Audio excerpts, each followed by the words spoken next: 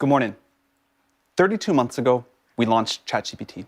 Ok, lui c'est le grand patron d'OpenAI, Sam Altman. Il explique que GPT-5 est incroyablement intelligent, bien meilleur en écriture, que discuter avec ChatGPT, ça revient à parler à un expert de niveau doctorat, et il s'est même dit effrayé par sa puissance en comparant GPT-5 avec le projet Manhattan qui a abouti à l'invention de la bombe nucléaire. We're launching GPT-5.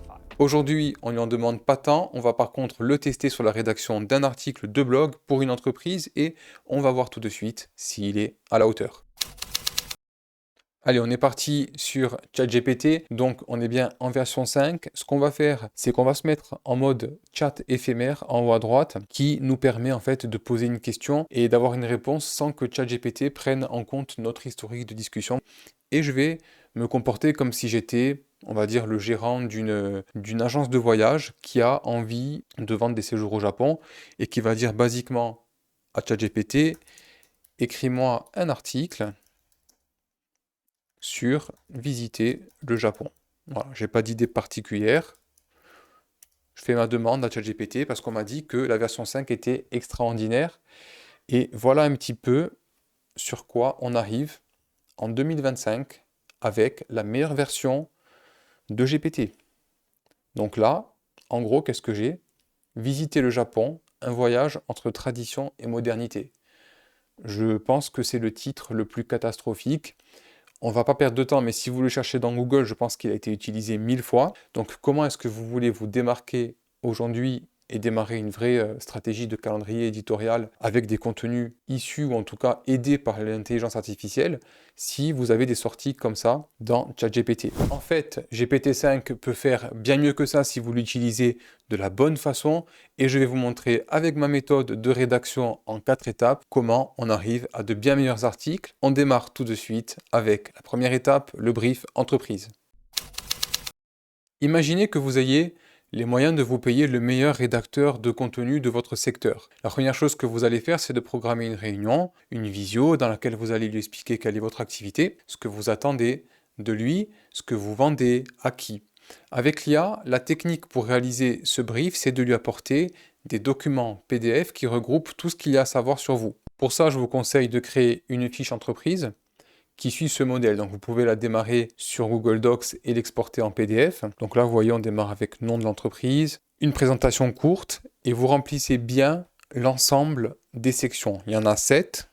Je passe là rapidement, mais vous comprenez qu'on va en fait venir parler de vos objectifs, de ce que vous vendez, à qui vous le vendez, quels sont les éléments de preuve sociale, les éléments différenciants que vous pouvez mettre en avant, le ton que vous souhaitez pour la rédaction de votre article et les sujets que vous voulez éviter. Donc, je vous mets le lien en description de cette fiche de ce modèle, de même que tous les prompts que l'on verra dans la vidéo, ils seront également en description.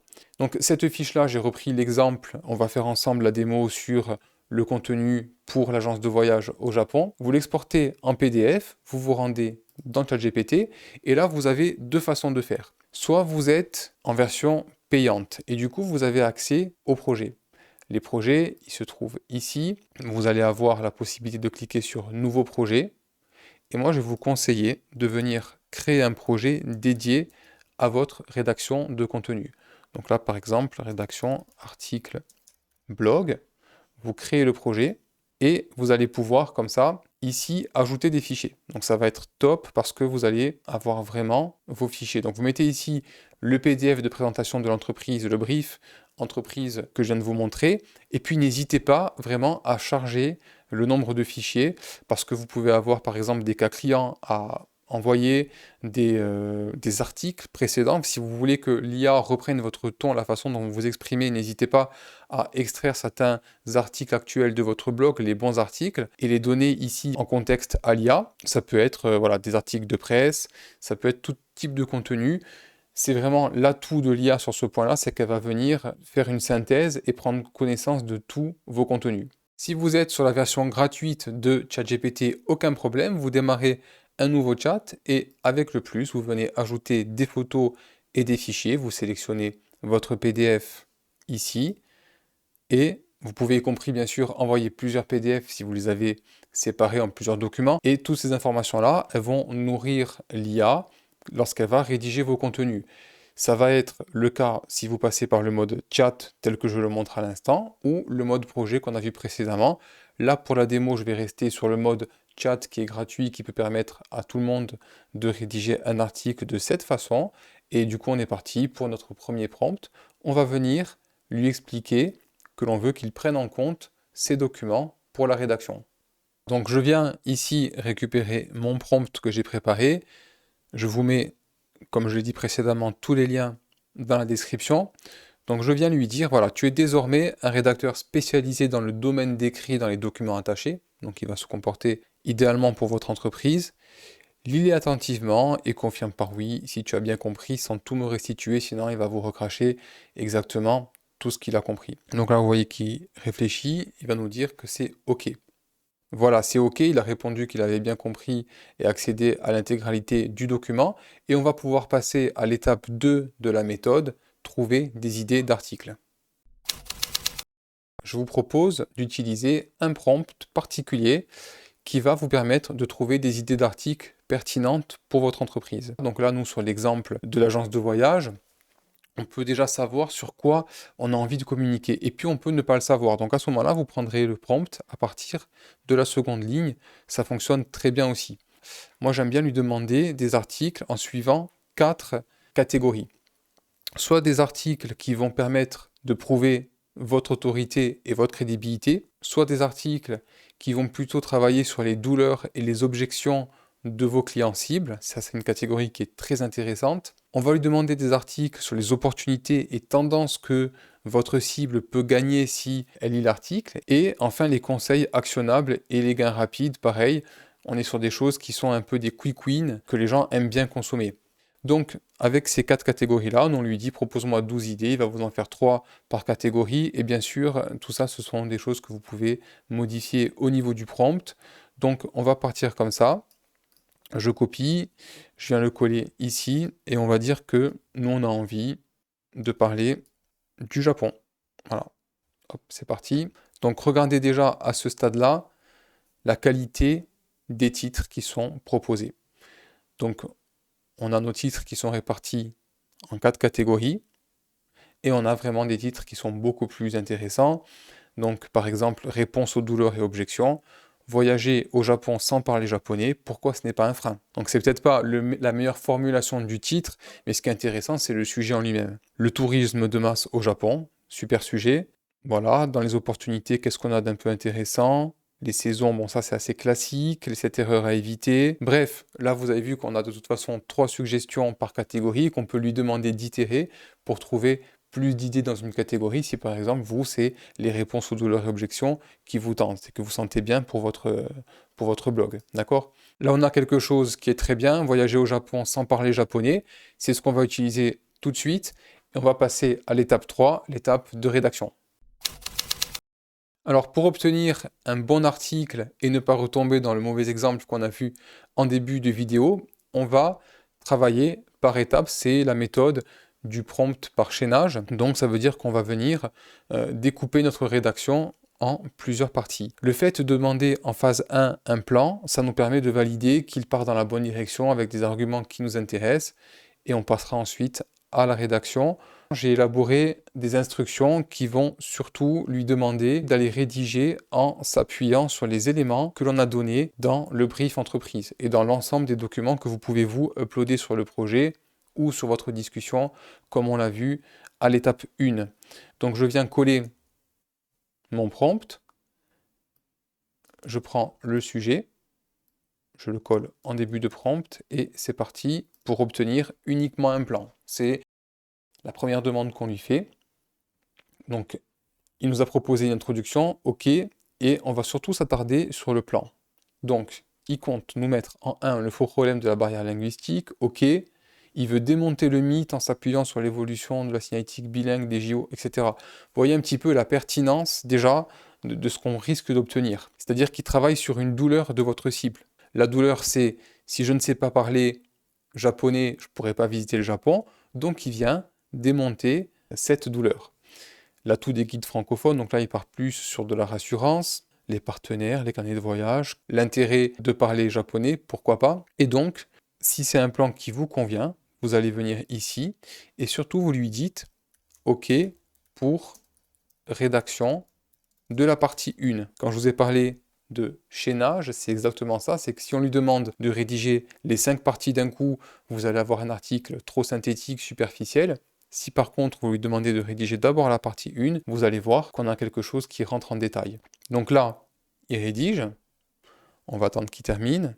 OK. Donc vous voyez déjà pour une partie, c'est en termes de volume, c'est largement suffisant. C'est peut-être même trop. On n'a pas forcément aujourd'hui besoin de faire des articles de 1000-1500 mots à chaque fois qu'on parle d'un sujet. On aime bien aussi faire des articles plus concis, mais il est plus facile de lui demander de réduire certaines portions que l'inverse. Donc là maintenant, pour passer à la rédaction de la partie 2, voilà comment est-ce que je vais faire. Je vais lui dire rédige la partie 2 tout en gardant la partie 1 intacte. Donc, il va bien m'ajouter la partie 2 à la suite de la partie 1. Donc, ça vous permet, déjà, ça lui permet à lui d'avoir une certaine cohérence entre les parties, et ça vous permet à vous de voir votre article se construire et de le relire au fur et à mesure. Voilà, donc je lui ai demandé de rédiger l'ensemble des parties, ce qu'il a fait, et de me consolider l'article avec titre, introduction, les 5 parties et la conclusion. Donc on a un article qui commence déjà à être très sympathique, de bonne qualité. Maintenant, on peut faire attention à certaines choses. Par exemple, vérifiez bien tout ce qui est ici des blocs comme ça un petit peu d'autopromotion. Donc j'en ai un dans l'intro, pourquoi pas. Je vais en avoir un juste après, encore ici, et c'est peut-être un peu trop. Donc, tout simplement, c'est soit dans la reformulation, hein, soit vous sortez le début de la phrase, vous relisez, mais à part moi cette répétition de l'autopromotion, ici, je vois pas beaucoup de défauts, et il vaut mieux en avoir trop et choisir lesquels on conserve que l'inverse. Après, le dernier point qu'on peut améliorer, ça va être sur son élocution. On est peut-être encore par moment sur des passages qui sont encore trop rédigés par un robot, et on va voir à l'étape 4 comment est-ce qu'on peut venir humaniser ce contenu. Alors ici, je vous propose d'utiliser simplement mon prompt qui permet d'humaniser un contenu. Donc vous allez récupérer ce texte-là et venir le coller sous votre article. Donc là, je viens de le faire à cet endroit. Donc retravaille le texte produit à l'étape précédente pour qu'il gagne en personnalité et en fluidité. Ce qui va être important, c'est de lui demander d'alterner des phrases courtes et longues, de varier les structures, d'utiliser tout ce qui va être preuve vivante, de conserver les noms propres. Bien sûr, on ne veut pas avoir de perte quand il va humaniser, et de travailler la cohérence sectorielle. Bref, l'ensemble des points sont importants, et voilà un petit peu le résultat qu'on va obtenir. Moi, ce qui va m'intéresser, c'est à quel point il a changé sa façon de rédiger. Regardez ça. Vous rêvez du Japon. Les temples de Kyoto baignés de lumière dorée au petit matin. Les ruelles bordées de lanternes à Gion. Le parfum du thé matcha fraîchement fouetté, etc. Donc là, il vous raconte une histoire. Il y a ce petit doute qui freine l'élan. Et si je ne comprenais rien? Donc vous voyez, c'est vachement, il y a une vraie histoire.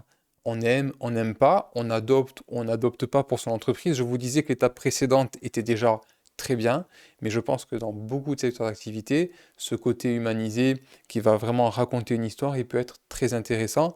Et ce que je veux surtout vous montrer à travers ce prompt d'humanisation, c'est qu'on arrive finalement, par rapport à ce qu'on a vu au tout début de vidéo avec le mauvais exemple de rédaction, on arrive à lui faire rédiger des textes qui sont extrêmement aboutis et qui pourraient vraiment être rédigés par un humain. Là, je ne vois pas comment est-ce que quelqu'un qui serait dans cette agence de voyage ferait beaucoup mieux, si ce n'est sur des faits qui sont vérifiables et qui sont propres à l'agence de voyage, bien sûr.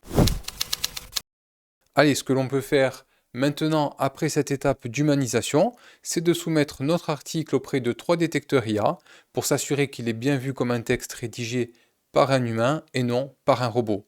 Pour ça, on va sélectionner l'ensemble de l'article, du titre à la conclusion, et on va venir le coller dans 3 détecteurs d'IA. Donc j'ai choisi les 3 principaux qui sont 0, GPT, Quillbot et Lucide. Alors on va commencer par Lucide parce que c'est souvent le plus long à charger. Donc là, il nous dit qu'on a trop de mots. On va supprimer peut-être juste une phrase ou deux dans la conclusion pour passer. Voilà, ok, on le lance. On va le laisser charger pendant qu'on part chez 0GPT, où on va coller notre texte, cliquer sur détecter. OK, donc là on a déjà un résultat. Votre texte est écrit par un humain, 0% d'IA, voilà. On passe chez Quillbot, il a accepté le texte en entier. On clique sur détecter l'IA et là, on serait à 9%, vous voyez, à 9% généré par IA, donc à 91% écrit par un humain, ce qui est plutôt sympathique quand on regarde le travail que j'ai fourni pour rédiger cet article. Et on a notre Lucide qui est en train de terminer. Je pense que je vais devoir accélérer un petit peu la vidéo.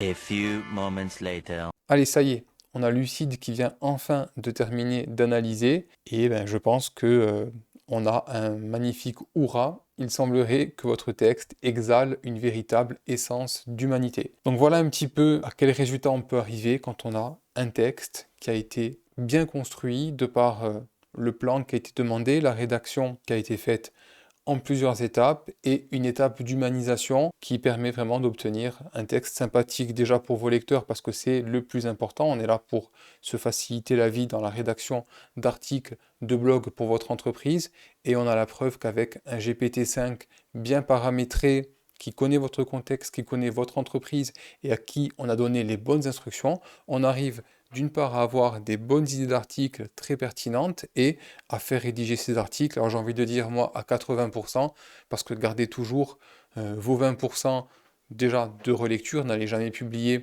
des informations qui ne seraient pas vérifiées, qui ne seraient pas propres à votre entreprise, mais dans la mesure où c'est appuyé sur vos documents PDF qui donnent du contexte, et plus vous donnez de contexte et d'informations d'entreprise dans ces documents-là, moins vous devriez avoir de surprises et d'excellents articles en sortie pour vos sites web.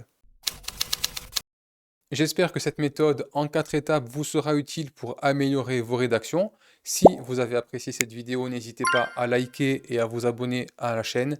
Je vous mets comme promis le modèle de brief, tous les prompts et les liens vers les outils de détection IA dans la description. Et je vous dis à la prochaine vidéo.